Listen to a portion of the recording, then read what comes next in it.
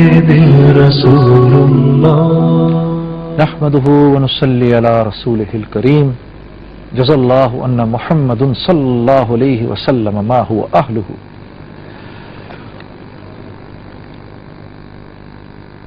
خواتین حضرات، اللہ کے نبی صلی اللہ علیہ وسلم کا یہ ایک ارشاد ہے، ذرا غور سے سنیے گا، آپ کے سامنے پڑھتا ہوں. حضرت قعب بن عجرہ رضی اللہ تعالیٰ عنہ کہتے ہیں کہ ایک مرتبہ نبی کریم صلی اللہ علیہ وسلم نے ارشاد فرمایا کہ ممبر کے قریب ہو جاؤ. ہم لوگ حاضر ہو گئے. جب حضور صلی اللہ علیہ وسلم نے ممبر کے پہلے درجے پر قدم مبارک رکھا تو فرمایا آمین. جب دوسرے پر قدم رکھا تو پھر فرمایا آمین. جب تیسرے پر قدم رکھا تو پھر فرمایا آمین. جب آپ صلی اللہ علیہ وسلم خطبے سے فارغ ہو کر نیچے اترے تو ہم نے عرض کیا کہ ہم نے آج آپ صلی اللہ علیہ وسلم سے ممبر پر چڑھتے ہوئے ایسی بات سنی جو پہلے کبھی نہیں سنی. آپ صلی اللہ علیہ وسلم نے ارشاد فرمایا کہ اس وقت جبرائیل علیہ السلام میرے پاس آئے تھے.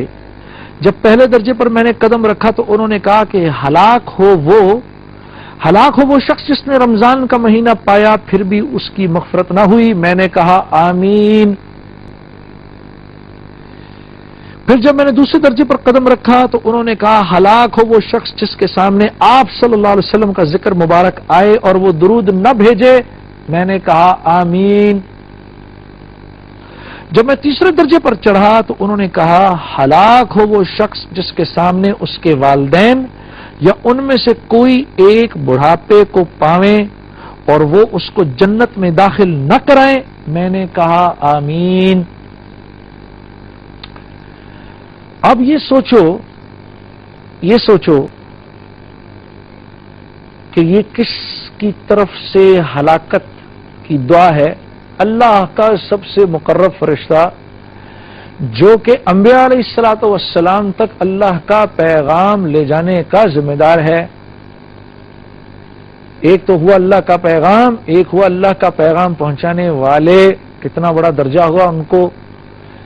1.25 لاکھ انبیاء تک جس فرشتے نے اللہ کا پیغام پہنچایا، اللہ کے ہاں وہ کتنے مقرب ہوں گے. جبرائیل علیہ السلام. ایک تو ان کی بد دعا، اوپر سے اس بد دعا پر آمین کہے خاتم الانبیاء جناب رسول اللہ احمد مصطفیٰ مجتبی صلی اللہ علیہ وآلہ وسلم، وجہ کائنات، ان کی اوپر سے آمین ہو تو وہ بات کتنی مصمم اور پکی ہو جائے. تو میرے عزیز دوستو، اور یہ 3 باتیں کیا ہوئی کہ رمضان کا مہینہ ملا. اس رمضان کے مہینے کے اندر بھی اپنی نافرمانی کی زندگی کو نہ چھوڑا. اس رمضان کے مہینے میں جس میں کہ اللہ رب العزت بہانے ڈھونڈتے ہیں بندوں کو بخشنے کے. حکم ہوتا ہے لاؤ کتنے گناہ لے کر آتے ہو، لے کر آؤ. کتنے گناہ لاتے ہو؟ چلو میرے زمین اور آسمان کو بھرو اپنے گناہوں سے. تم تمام جنوں انس مل کے بھی نہیں بھر سکتے. کرو اپنی گناہوں سے، کرو اپنی نافرمانیوں سے کڑوا. میرے سمندروں کو تم سب مل کے بھی نہیں کر سکتے. اتنے لاؤ. اس کے بعد ایک دفعہ کہو یا اللہ مجھے معاف کر دے، تو نہ صرف یہ کہ میں ان گناہوں کو معاف کر دوں گا بلکہ تو ایسا ہو جائے گا جیسے تو نے کبھی ان گناہوں کو کیا ہی نہیں. جس مہینے میں نوافل کا اجر فرائض کے برابر ہو، جس مہینے کے ہر دن 6 لاکھ وہ لوگ جن کا نام جہنم کے لیے لکھ دیا گیا اللہ جہنم سے نکال کر جنت میں ڈالنے والے بن جائیں، جس کی شب قدر کے اندر اتنے معاف ہوں جتنے پورے مہینے میں معاف ہوں، اور چاند رات میں اتنے معاف ہوں جتنے شب قدر اور باقی پورے مہینے میں معاف ہوں، تو آدمی اس مہینے میں بھی اپنے آپ کو معاف نہ کرا سکے. ایسا نافرمان ہو. کون ہے وہ ویسا نافرمان کہ اللہ فرما رہے ہیں یا ایھا الانسان ما غرک بربک الکریم.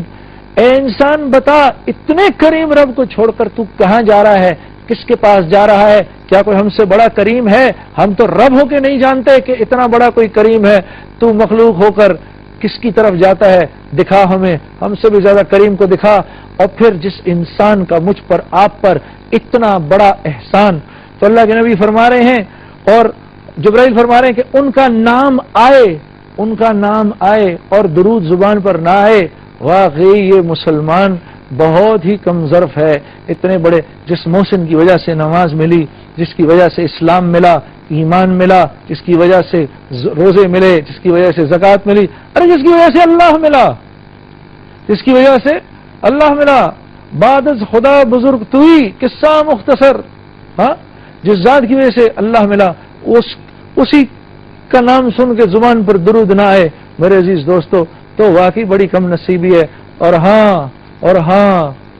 ہاں ماں باپ زندہ اور ماں باپ ہوں اور بڑھاپے کو پہنچ جائیں، ہائے ہائے ہائے، اور اس ماں باپ کی آدمی، آپ کو پتا ہے کہ باپ کی دعا اور اللہ کے درمیان کوئی حجاب نہیں، کوئی حجاب نہیں ہے۔ اللہ کے باپ کی دعا اور اللہ کے بیچ میں کوئی حجاب نہیں۔ باپ کی ناراضگی اللہ کی ناراضگی ہے۔ اللہ کے نبی نے عرش پر ایک صحابی کی آواز سنی قرآن پڑھتے ہوئے، جبرائیل سے پوچھا یہ حارثہ کی آواز کیسے آ رہی ہے یہاں پر؟ تو جبرائیل نے عرض کیا، یا رسول اللہ صلی اللہ علیہ وسلم، ماں کا بڑا فرما بردار ہے، ماں کا بڑا فرما بردار ہے۔ حضرت موسیٰ علیہ السلام نے ایک دفعہ اللہ سے پوچھا، اے اللہ یہ بتا جنت میں میرا ساتھی کون ہے؟ اللہ رب العزت نے فرمایا فلاں قصائی۔ بڑے حیران ہوئے کہ میں تو سمجھ رہا تھا کہ بہت بڑا کوئی نبی ہوگا یہ قصائی، آپ اس کو ڈھونڈتے ہوئے پہنچ گئے، وہاں دیکھا تو وہ گوشت کاٹ رہا ہے، سارا دن اس کو دیکھتے رہے، تو کوئی ایسی خاص بات نہیں کرتا۔ خیر شام کے وقت اس نے کچھ گوشت لیا، اپنی تھیلی میں ڈالا اور چل پڑا۔ حضرت موسیٰ علیہ السلام نے کہا بھائی میں یہاں مسافر ہوں، میری مہمانی کرو گے؟ اس نے کہا بھائی آپ بھی چلو میرے ساتھ۔ اس کو لے گیا، شہر کے تھوڑے سے باہر ایک جھونپڑی کی طرف لے گیا، وہاں پر اس نے گوشت کو لیا اور پتیلے میں ڈالا اور اس کو ابالنا شروع کیا، اور اندر جھونپڑی کے گیا، ایک بوڑھی عورت کو گود میں اٹھایا، اس کو لا کے بٹھایا، اس کا منہ دھویا، اس کے بال بنائے، اس میں تیل لگایا۔ اس کے بعد جب وہ گوشت گل گیا تو کچھ تھوڑا سا نکال کے موسیٰ علیہ السلام کو بھی کھانے کو دیا، اور کچھ لے کے دانتوں میں چبا کے اس عورت کے منہ میں ڈالتا گیا، وہ کھاتی گئی اور منہ میں کچھ بڑبڑاتی گئی۔ موسیٰ علیہ السلام اس کے قریب آئے اور پوچھا یہ کون ہے اور یہ کون ہے؟ کہا جی یہ میری ماں ہے۔ اچھا یہ کیا منہ میں بڑبڑا رہی ہے؟ کہا تھوڑی سی پاگل ہو گئی ہے، سٹھیا گئی ہے عمر کی وجہ سے، کہتی ہے اللہ تجھ کو موسیٰ کا ساتھی بنائے۔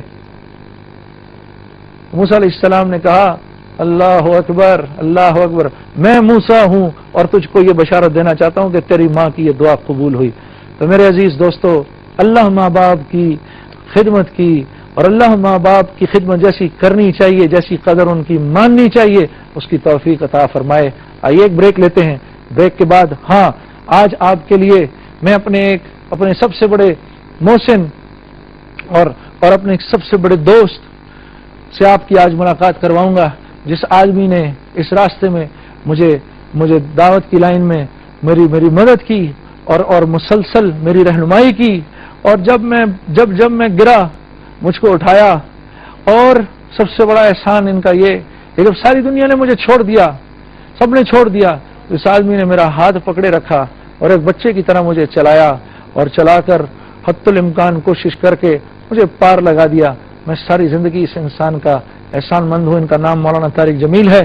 آئیے ایک بریک لیتے ہیں، بریک کے بعد آپ کی بات مولانا طارق جمیل صاحب سے کرواتے ہیں۔